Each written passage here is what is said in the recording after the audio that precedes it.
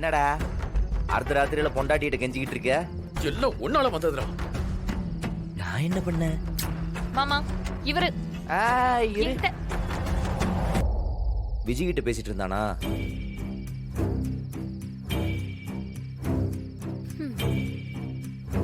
ஓ, எனக்கு எப்படி தெரியும் தானே பாக்குற? நான் தான் இங்க 2-3 கேமரா வச்சுட்டு இருக்கேனே, எனக்கு எல்லாம் தெரியும்.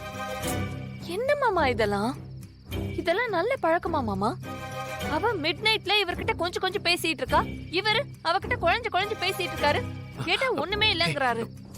இதெல்லாம் எப்படி மாமா என்னால ஈஸியா எடுத்துக்க முடியும்? இன்னும் நல்லா டென்ஷனா கத்துனேன்னா எல்லாருக்கும் கேட்டுரும். மாமா இத பார்த்தா உங்களுக்கு நக்கலா இருக்கா? ஏய், நீ இந்த மாதிரி எல்லாம் கோவமா கத்தணும், உங்களுக்குள்ள சண்டை வரணும், சண்டை வந்து நீங்க பிரிஞ்சு போயிடணும், அத பார்த்து அவ கை தட்டி ரசிக்கணும். இதுதான் அவளோட மோட்டிவ். அவ சாவி திருகிட்டு இருக்கா, நீ அதுக்கேத்த மாதிரி ஆடிக்கிட்டு இருக்க.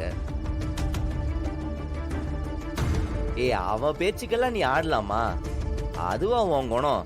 அவெல்லாம் ஒரு ஆளுன்னு பேசி. இல்ல எனக்கு புரியல மாமா, சமாளிக்காதீங்க மாமா. கார்த்தி இங்க பாரு, நீ கார்த்தி விஷயத்துல எவ்வளவு பொசசிவ்னு அவளுக்கு நல்லாவே தெரியும். அதனால உன் முன்னாடி வந்து இந்த மாதிரி பண்ணி டென்ஷன் ஏத்திட்டு இருக்கா. நம்பலாமா? டேய், என்னடா இது? உன் காதல் இவ்ளோ வீக்கா இருக்கு, நம்பலாமான்னு கேக்குறா? பிருந்தா, சத்தியமா உன்னை தவிர எத்தனை தடவை காது வலிக்குது, அதெல்லாம் அவளுக்கு புரியும். நீ விடு. என்னடி இன்னும் நம்பிக்கை வரலையா? சரி, நீ வேணா ஒண்ணு பண்ணு. அந்த விஜய் இங்கதான் எங்கேயாவது ஒட்டு கெட்டு நின்னுட்டு இருப்பா. நீ எப்படிலாம் சண்டை போடுற, எப்படிலாம் உங்களுக்குள்ள பிரச்சனை வருதுன்னு பார்த்து ரசிச்சுக்கிட்டு இருப்பா.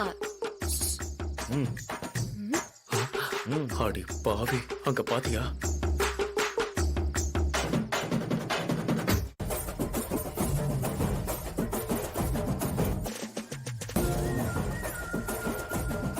பாத்துக்க, நீங்க சண்டை போடுறத அவ ரசிச்சுக்கிட்டு இருக்கா.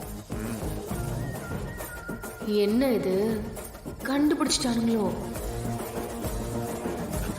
பிருந்தா ப்ளீஸ் பிருந்தா, இப்ப வச்ச என் நிலைமைய புரிஞ்சுக்கோங்க ப்ளீஸ்.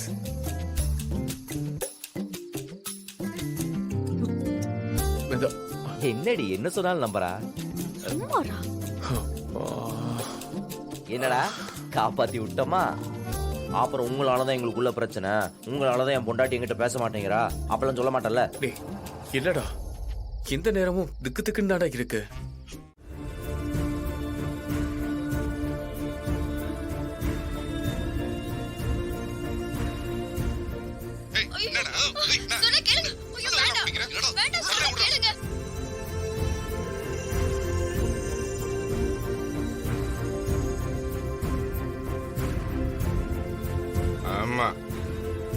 ஆமா,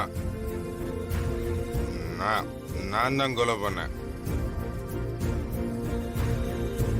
கொன்னு காலி பண்ணிட்டேன்.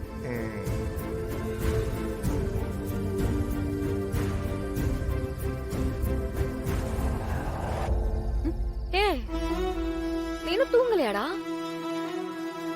நீயும் தூங்கலையா?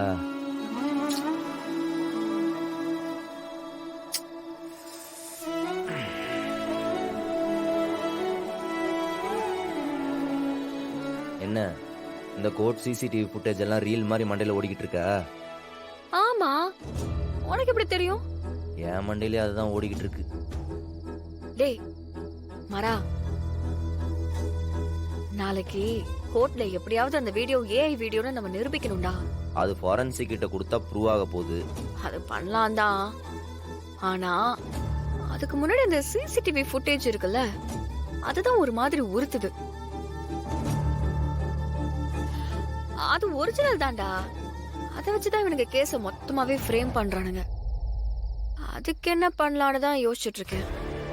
இங்க பாரு வீரா, நீ என்ன வேணா நினைச்சுக்க, ஆனா எங்க அண்ணன் ராகவன் அப்படி யாரையும் வஞ்ச வச்சு அடிக்கிற ஆள் கிடையாது. அவன் ஒரு அப்பா உள்ள பூச்சி, யாராவது அடிச்சா கூட அதை வாங்கிட்டு தான் வருவான். சார், உங்க அண்ணன் மட்டும்தான் எந்த அடிதடிக்கும் போக மாட்டாரு. எங்க அண்ணன் எப்படா வம்பு வரும்னு அப்படியே அலைஞ்சுக்கிட்டு இருக்காருன்னு நினைச்சிட்டு இருக்கியா? ஏய் நான் அப்படி சொல்லவே இல்லையே. நீ இப்ப அப்படிதான் சொன்ன. சும்மா இங்க பாரு, என் அண்ணன் ஒன்னும் சட்டையை புடிச்சு சண்டை பிடிக்கிற ஆள்லாம் கிடையாது. சரி சாமி, ஏதோ ஒரு சின்ன மிஸ் அண்டர்ஸ்டாண்டிங் பிரச்சனை நடந்திருக்கு. ம், அப்படி சொல்லு. என்னடி பேச்சு கூட உங்க அண்ணன் ஒன்னும் சொல்ல விட மாட்டேங்கிற? ஏன்னா எங்க அண்ணன் அந்த மாதிரி. ராகவன் மாமா அந்த ரோஸ்மெரி விஷயத்துல கொஞ்சம் கவனமா இருந்திருக்கணும். அவசரப்பட்டு வாய் விட்டது உங்க அண்ணன். இங்க பாரு, எங்க அண்ணனால பொண்ணுங்களுக்கு ஒண்ணுனா பாத்துட்டு இருக்க முடியாது. சரி, ஆனா அவர் அந்த நியாயத்துக்காக பொங்குனது இன்னைக்கு எவ்வளவு பெரிய பிரச்சனையில வந்து நிக்குதுன்னு பாத்தியா? போதா குறைக்கு அந்த ரோஸ்மேரி வேற கோர்ட்டு படி ஏறி சம்பந்தமே இல்லாம சாட்சி சொல்லியிருக்கா. அத வேற சமாளிக்கிறது எப்படின்னு ஒன்னும் புரிய மாட்டேங்குது. பாத்துக்கலாம், ஏதாவது ஒரு ஐடியா கிடைக்காமலையா போகும். நாளைக்கு கோர்ட் ஹியரிங், இப்ப வரைக்கும் ஒரு ஐடியாவும் கிடைக்கல.